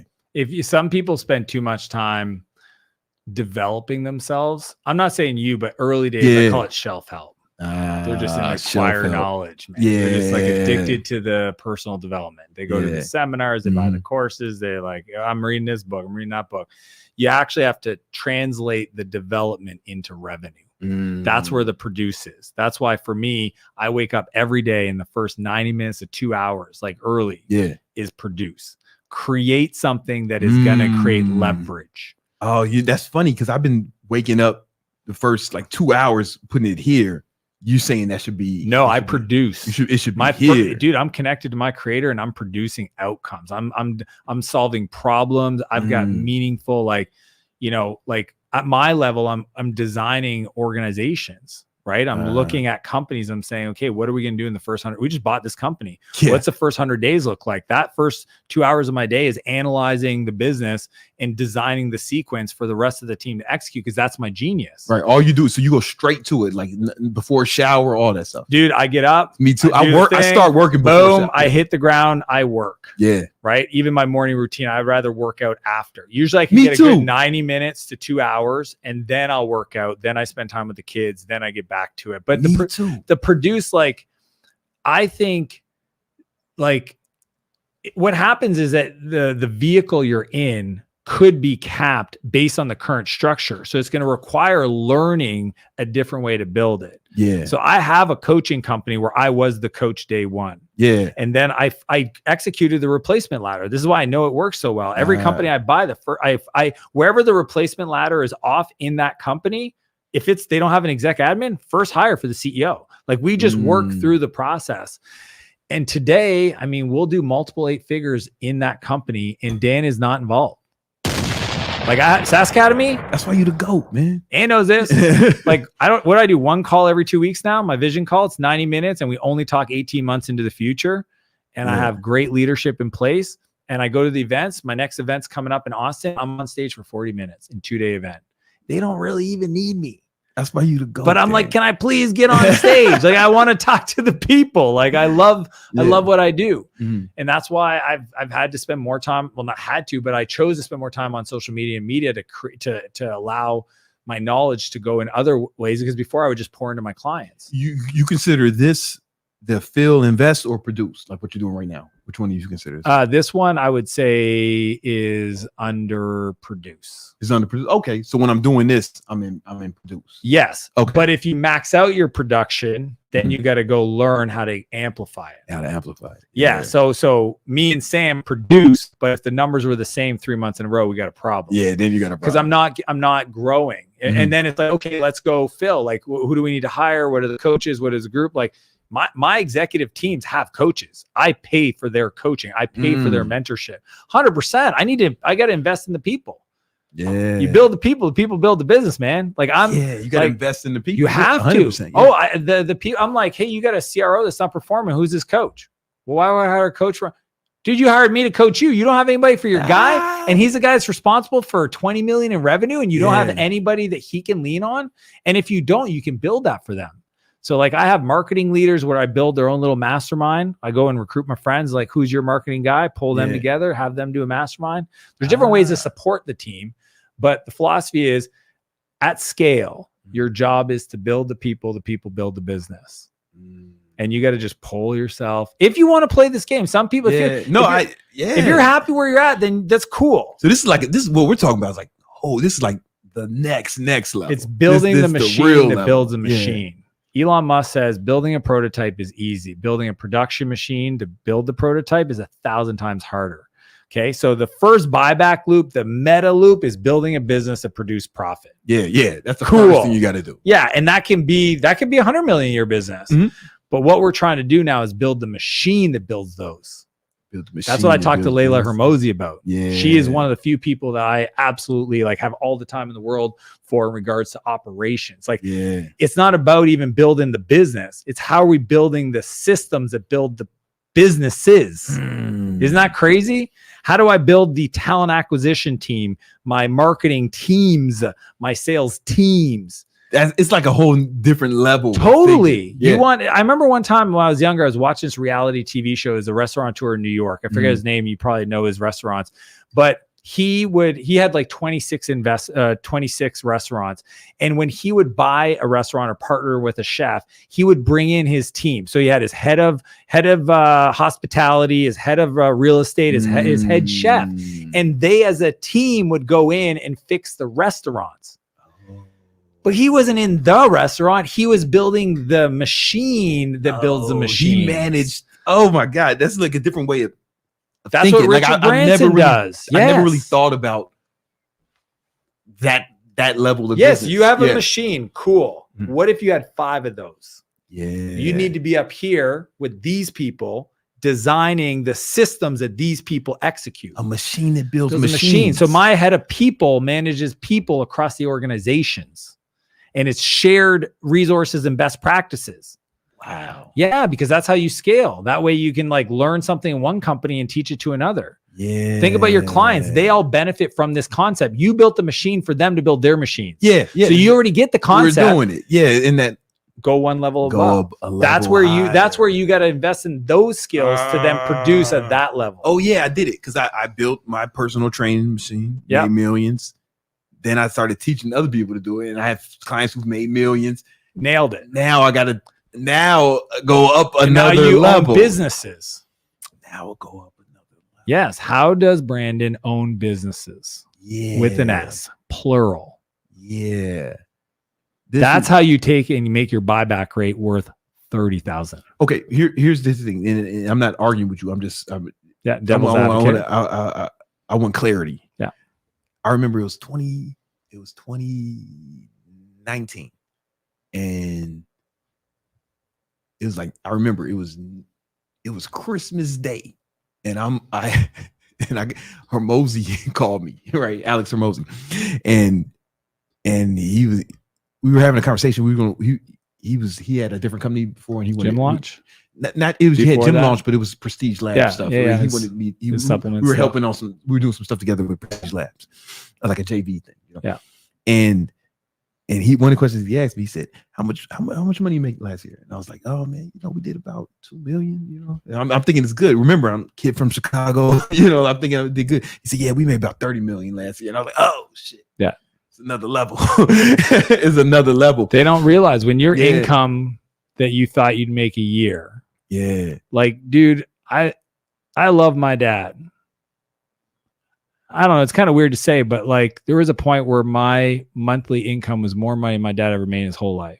And it's like when he's trying to give me advice, and I did for a long time, listen to it, it was awesome. But you also got to understand, if the person you're getting the advice from hasn't done the thing you want to do, come on. Like it's not that you got to be rude about it. I'm not rude about it, but I also need to understand like it doesn't fit the context. Yeah. And the strategies for 2 million don't fit for 30 million. Yeah. And that's where the coaching comes in. Because if I keep executing what I know, I'm always going to get what I got. It's what I don't know that I think is true that's actually holding me back. here's what it came. And I will tell you about Alex. That dude put his money where his mouth is. Yeah, he's not fucking around. Dude, he was willing to pay whatever he needed to pay to get in front of the person, to learn the thing, to develop himself. Yeah. Period, full stop. 100%. Like the most. Yeah. It's been amazing to watch his rise. For sure. And one of the things that I got from him on the conversation, he was just starting the other companies, right? Yeah. But he said he got to 30 million with the one company. And he was like, man, what if you just had one company? He said something to that effect, because it was 2 million. I was doing a bunch of shit. I think a bunch of different companies, businesses. And you talk about it in the book too. Yeah. Right? And I said, okay, I shut all the other ones down, either sold or whatever. I got out of all of them except for one. And then the next year, I tripled revenue. Crazy. Right? Triple revenue. Yeah, focus. And no, I double revenue that year. My fault. And then, it was double revenue that year. But still, with one business. So now when you talk about building, it's almost like it flies a convention to what got me here. It's at scale. Okay. And I always talk about management bandwidth. You can't do it till you're no longer involved in operating the departments in your business. That's the key. That's the key. And then you also need to know, what game are you now playing? Yeah. Because some people, if they don't realize I'm playing a different game, they don't invest in building the machine that builds the machine. They just take on two machines. Yeah. But they have no leverage. Yeah. See, when like when I talked about, like with Alex and Layla, when they decided to do acquisition.com, they understood like the new machine we're building is that. Yeah. And we're going to invest in companies, and we're going to build the machine that then helps those companies develop. When I started angel investing, I knew what I was doing. I was taking my best practice in one company in a very high leverage form, which was my capital, and then my knowledge, but very like an hour a month, getting leverage off my capital. That was the machine I was building. So it's like, you just need to know what the game is and what needs to be true for you to be able to keep marching. And analyzing your profit will tell you the story. If you're not making more money, then you're just being busy. That's a fact. And people get addicted to busy. Don't they? Dude, the distractions are real. That's probably the biggest distraction in entrepreneurship land that stops people from growing, is they keep busy instead of ever analyze. That's why the time and energy audit is such a powerful thing. Let me look at my calendar and look at my buyback rate and say, if I keep doing these things, will that increase my buyback rate significantly, or will it just be up 10, 15, 20% this year? That's on my list of things I want to talk about, the time, energy. That's actually next, right? So but before that, let's get into some of these super chats, because a lot of people have questions, and it seems like they're really feeling this episode, man. You're making me think about shit that's different. I feel like it's a coaching session. Okay. We're just going to push this one. Perfect shot filming. No questions today. Just want to say thanks. Cool. Welcome, thanks, man. Bro. Okay. Nomi Homie is actually back. He asked the previous question. I love the 20 Canadian. yeah, because you're Canadian. Yeah, I am. This is perfect. Yeah. So he's asking, as a founder, what you said about sales seems to come down to demand, the market, product market fit. Yeah. I don't know if that's like a question. It's but just a statement. Yeah. I mean, at the end of the day, in the software world, we always talk about product market fit. So like if you build something that solves a problem for somebody that knows they have the problem. See, a lot of people build things that are vitamins, not painkillers. And then they have a hard time because they're always trying to sell it and convince people. It's like a great product will actually pull the customer into it. Right? Nobody had to sell you on Slack. It's like you saw, you're like, oh, better than email. Let's use that. Right? When you saw Dropbox, you're like, what? Auto syncs easily. I never have to wonder where's the file and email myself and do all these links. It's like, no, it's always synchronized. Yes, please. So that, like, great products that have that are great products to sell. Right? Because then you're really just order taking. Dude, you're just answering questions like you say. You ask a question, what do you want to do with it? How big's your team? Well, based on what you say, you probably need this. Sounds good. Let's do it. There ain't no selling. That's a good point, man. The best products sell themselves. That's why, like, investing in the early days in creating that kind of like what I call viral word of mouth marketing, VWAM. When you make the product so good that your customers are telling other people about it, that's how it can scale. If you can only grow because you acquire a customer, you got to pay every time. There's an upper ceiling to that. That's a fact. Yeah. That's a fact. Well, we got another one for you. Yep. Carrie, $20. Hi, Dan. I work software in Fang. Yeah. What are the key components to a new SaaS company? I have a hard time reading there. Is it okay? Is it monetization method, a quick working MVP, customer feedback, mobile versus web, etc.? Also, is coding from scratch a good idea? If not, what do we use? So I definitely have videos on my YouTube channel to talk about like how to build these software companies. Oh, nice. Yeah, check out his YouTube for sure. And FANG is like Facebook, Apple, Amazon, like all the top tech companies. My whole thing is I want to prototype what I'm gonna build. And there's software out there. InVision app's one of them. There's Balsamic. I mean, that's one of my favorites, the easiest one. But you prototype what you think the solution will look like, and then you got to go pre-sell it. So I call that customer financing. So most people make the mistake in software world to go invest $500,000 building software, and they never get anybody to see it, get feedback on it, etc. So when he's asking me, is it like, what is it, quick MVP, minimum viable product? I call it a MEVO, a minimum economical viable offer. And that is a working clickable prototype that people can actually see, like, this is what it's going to do. You click your Facebook account, it gives you this report, you hit this button, it generates better ads. Yeah. That's the thing I'm going to build. Do you want to pay $1,200 to get early access to this? Heck yeah, I do. Perfect. That's one customer data point. I always say you want to get less 10 people to pre-purchase your product to give you some level of product market fit. You got it. Because here's the thing, if you don't do that and you go build the product, then you're going to be stuck having to find them anyways. These people should be strangers, not like friends or current customers. They should be like, because a lot of people, well, if you're asking people to pay, then I don't care if they're your current customers, strangers or not. Got it. It's when you ask for $1. The problem is that when you don't ask for money, you just ask for feedback. Everybody's going to say, Brandon, that's a brilliant idea. Build it. I love it. I want to use it. And then you build it and you show up and you're like, hey, remember that thing you told me to build? I built it. You want to be a customer? They're like, I'm busy. You got it. They got to really spend money. That's the validated feedback. Okay. What I call customer development it requires dollars deployed. They have to give you money to be validated customer feedback. Yeah. That makes a lot of sense. Yeah. It makes a lot of sense. All right. We covered this one. Now this one. Dre Thomas says, if you're a business starting out, where do you go to hire someone to buy back the time that you spend on outreach to new clients, besides ads on working on that currently?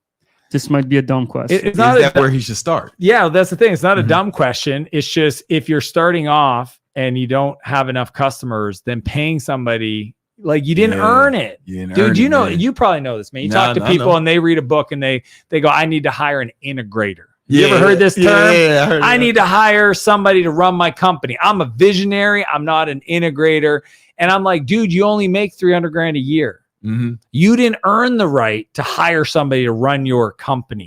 Like, if you look at your buyback rate, it doesn't compute. Nope. So at each stage, if you want to be disciplined, focus, habits, get rid of the vices, replace yourself, go fill it with learning new skills to become more valuable. So hiring somebody to do the outreach to new clients when you don't have a system that you've proven for yourself works for you, that's a bad move. You're gonna waste money. Yeah, you're gonna hire somebody and say, hey, go get me some leads. And they're like, well, what's the playbook? What's the process? I tell my students in HET, they say, well, should I start spending money on ads? Or like, are you making 10K a month now?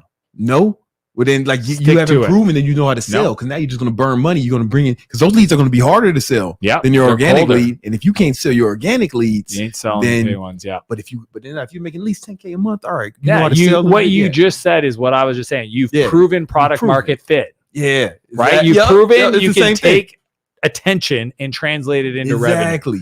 No point in giving more attention to something that's not working yet. Yeah, man, it's like you can pour gas on the floor, nothing happens. You pour it on a fire, though. Now we're talking. Yeah, that's okay. Now we have a party. I think that the homie Dre, if he wants to buy back some time, it should start with the domestic shit. Like, you know what I'm saying? Are you doing any fucking domestic shit? And if not, spend that time learning how to acquire clients better, right? You know. And here's the thing, like, I always say to people that the more revenue you make, you create resources to solve bigger problems. Okay. So even with my executive assistant, Ann, who's here, every time we look at like things we're working on, she knows this. We always prioritize by revenue. Yeah. I'm in the produce quadrant. Yeah. So I'm like, okay, out of everything that we could talk about right now, sort it by revenue. That's true. So amazing. Right? Sorted by revenue. I never even thought about that. You have to sort it by revenue. Yeah, because profit and revenue solves all problems. If I have more revenue, I have more resources, I can go buy back my time. Yeah. If I'm busy doing stuff that's not going to generate revenue, then I don't have more revenue to buy back my time. Yeah. Right. And like I said, if you have a problem that can be solved with money, you don't have a problem. My integrator, like, she's so good. If she comes with me with anything, I think now she knows I'm gonna say it. She just does it with respect. But I'd be like, yeah, man, do what you think is best. You know, like, because I don't want to devote brain to it. Yeah. Like, I don't even want to devote brain power to it. You know, I feel like your brain, I think of your brain like a CPU on a computer. Yeah. Right. And if you got too many tabs open, it crashes or at least slows down. So, like, I'm not even trying to think about the shit she's talking about. You know, and I don't mean that in a disrespectful way. It's like, I trust her to make the decision. You teach people how to treat you. Yeah. So if she comes to you with an idea and you're always giving your opinion, she's always going to think, I got to come to Brandon to get his opinion, which means you're always required to make a decision, which means you're the bottleneck. And the definition of bottleneck is because it's at the top. Yeah. So when you start pushing decisions through the organization, right? The strategy in the book I talk about, it's called 50 to Fix It. Yeah. That simple idea of empowering every person on your team to solve a problem, if it's less than $50, as long as they spend the money and then tell their leader within a week. Yeah. Dude, that unlocks momentum in a company. They can move faster. Yes. And it also like empowers them and gets the decision to be made where it should be made, which is front line when they see all the information. For that stuff to roll up to me or to somebody on my team, it slows things down. So I think like the idea of we teach people how to treat us and what you're doing is actually respectfully empowering that person. I trust her. Yes. And I think she'll make the better decision than me. And you're teaching her how to lead. Yeah. And now she's going to do the same thing with her team. Yeah. See, the problem with a lot of leaders, when they get to, usually it's about 12, 14 employees, about $1.5 million in revenue, they hit the upper ceiling because it's you said, what was that stat? About 1.5 million in revenue, about 12 to 14 employees. Yo, that sounds Dude, right. I've been at that ceiling before. And the reason why is because it's at that stage where you have enough people on the team that you wake up in the morning thinking you're going to work on your projects. And instead you spend all your time getting everybody ready. And what are you doing? And it's like, and then by the time it's like done dinner, I didn't do anything. And then you stay up till 11 o'clock, 1 o'clock, pass out. That was me. Dude, it's Groundhog Day. This is why most entrepreneurs shut down their business because they get there and they go, how do I get out of it?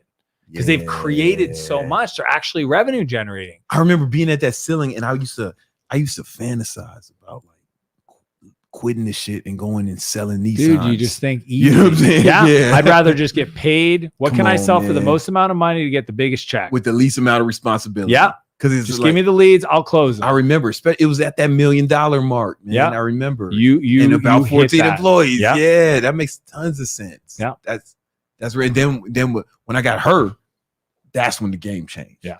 That's when the game, now she's like better than me and especially like the HR shit. Dude, that's not that's not what she be doing. Do that. But she handles all of that. And I would, if it wasn't for her, I'd be a huge bottleneck because I don't have notifications on my phone. Right. I don't have notifications on my computer. Like I check Slack at the end of the day, maybe, you know what I'm saying? Like, so, I mean, she can call me if it's something urgent, like her call will come through, but it's got to be like, it's just on fire and she can't handle it, which is rare. She's super capable. You know what I'm saying? Yeah. I hated my business before I hired her. Yeah. Yeah. Yeah. You bought back your time. Yeah. That's why, like when we got this $10 million click bonus, I put her name on it. Even though she's not like an owner of the company. That's awesome. I just like, I don't think I could have did it without her. You know what I'm saying? I couldn't have done it without her. We were stuck at that million. You know? That's cool. Yeah. I'm sorry. We got another one. We got another one. He's back. Know me, homie, with $100. What's that like? What's that like? $18 in American? That's not a lot of money. That's cool though, man. We respect it. He says, awesome. Thank you, gentlemen. Appreciate you guys taking the time to answer my questions. Hope to be sitting with you guys at the table in a few years. Currently at 17,000 monthly recurring revenue at 26 years old. Let's go, bro. Love from Toronto. That's what's up, dude. That's awesome. There's a few things I want to talk to you about, but I think you guys should read the book because I ain't covered anything. Follow him on YouTube and Instagram. Instagram's my if people want my internal SOP for my assistant, okay, like I have a sanitized version. It's like 17 pages. Follow me on Instagram. Message me EA Brandon. You have to say if not, I won't send it, but it'll be the direct link to the Google Doc. No opt-in, no nothing. That's my gift for this Oh audience. man, only. thank you, man. And the link Appreciate to his Instagram is actually below in the description, guys. Thank you. There was one part in the book that resonated with me. You talking about how a chaotic childhood can be advantageous for business, but it And can also also Achilles be heel, a man. double-edged sword. It Can is, you yeah. talk about that a little bit? Yeah, I just think like when I speak to entrepreneurs back in the day when I was doing a lot more like tech entrepreneurs, I'd always ask everybody to close their eyes. You know, there might be 500 people in the room. And I'd say, raise your hand if you ever went through some chaos between the ages of like 11 and 14. And 70% of the hands went up. And what I discovered, it's not a prerequisite, but there's high correlation. If you grow up in a world where you had a lot of uncertainty, a lot of chaos, it actually prepared you to be an entrepreneur. Because the definition of entrepreneurship is making decisions with imperfect information. It's moving forward in the face of massive uncertainty. Right. And being able to do that is where, for a lot of people in a normal job, they're disruptive because they have ideas and they have feedbacks and they have opinions, and like they're able to move forward without needing to be perfect. Imperfect action is the default reaction to an entrepreneur. But in a business, once it gets going, you've got team members and processes and structure. That same approach will literally be the Achilles heel to you growing, because when things start to go, you want to throw a hand grenade in your business. You go like, hey, everything's good. Let's start a new company. Everything's good. Let's change our offer. Everything's good. Let's change our merchant provider. Everything's good. Let's introduce a new CRM. Like, you're always, if it's calm, that's an issue. So what you need to understand is how to devote that energy into produce and fill, and not in things that will create massive hand grenades and challenges for your team. I remember one of my clients, he worked with me and implemented a lot of the systems, and then was like, hey man, I'm taking a month off. I'm going to Thailand. Let's see how my team does. I remember this in the book. And I reply, I go, hand grenade, ? He's like, oh shit. I was like, dude, when did I ever tell you taking a month off from being the CEO of the business was a good idea? Like you didn't even realize that you subconsciously, you were introducing friction to create problems for you to come back to chaos to feel needed. You know what, man? Because I never thought of it from that perspective, but I knew that there's a part of me that knew that was right as far as the trauma and the challenges I had to deal with in my earlier life or earlier careers. You know what I'm saying?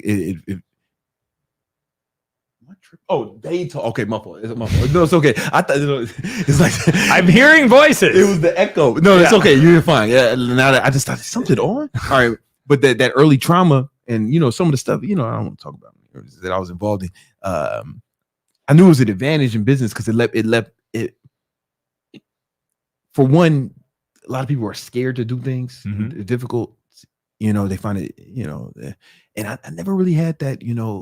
In business, because I don't know, man. Well, dude, you grew up with way like when you made it work with nothing. Yeah, man. Dude, it's like this ain't risk. You know what I'm saying? Yeah, let's go. Been shot at. Yeah, some of my homies are dead. People ask me like, how do you take so much risk? I'm like, dude, this is not my life we're talking about. You know what I'm saying? Yeah. And so my threshold maybe for risk made me a lot less risk averse. But at the same time, once we started to be successful, there were certain things I had to change. I never thought about it from your perspective. I would think about it like this. For example, at one point we had a supplement line, right? And it was, and I use that word loosely because we were just selling to my online training customers and other people, right? So it was like kind of an extension, right? And one of the manufacturers of one of the pills, he said he was going to have to charge us more per bottle at the last minute. And they were in Long Island, we were in Manhattan. And I was like, man, fuck this shit. I'm going over there, man. And like, I was about to go down there, and man, I had to say that shit to my face. And my boy Brian, who had a way less dramatic upbringing, he's like, no, just let me handle it. I promise. Just give me to today. Let me handle it. Like, all right, man. It's gonna be a fucking problem. Because I'm still thinking on some street shit. You know, like if something like that happened on the street, and I brought that to I was like, oh, wait a minute, I can do it. And he fixed it. He got him back there, and all he did was send the email. I was about to pistol whip motherfucker.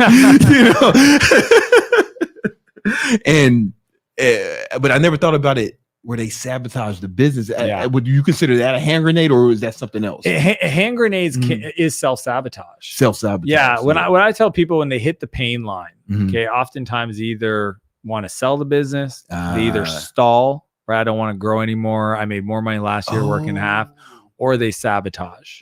Yeah, that's a fact. I remember, my mentor, Matt Galant. Yeah, for sure. And I coach Matt. get the fuck out. Yeah, privately. Matt's one of my private coaching clients. Matt, and knows Matt. coach. Yeah. No, I've known Matt Matt's forever. I grew up Matt. Matt's he's like my mentor, father figure shit. He's me, amazing.